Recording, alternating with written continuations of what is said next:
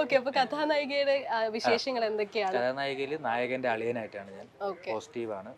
നേരത്തെ അച്ഛന്റെ ഇന്റർവ്യൂ കിട്ടിയല്ലോ. ഓക്കെ. അത് നമ്മൾ മൂന്നുപേരും ഒറ്റക്കെട്ടില് ഒറ്റക്കെട്ടല്ലേ ഒറ്റക്കെട്ട് അങ്ങനെ ഒരു ക്യാരക്ടറാണ്. ക്യാരക്ടറാണ്. ഇന്ന് തൊട്ട് തുടങ്ങുന്നേ ഉള്ളൂ. ഓക്കെ. അങ്ങോട്ട് വേണം തകർക്കാൻ. തകർക്കാനായിട്ട്. എന്റെ ഭാര്യയും അമ്മയും നെഗറ്റീവാണ്.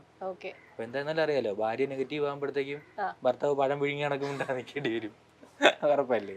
അങ്ങനെ പഴം വിഴുങ്ങിയാണെങ്കിൽ അറിഞ്ഞൂടാ അതിനി അങ്ങോട്ട് പോവേ എങ്ങനെയാണെന്ന്.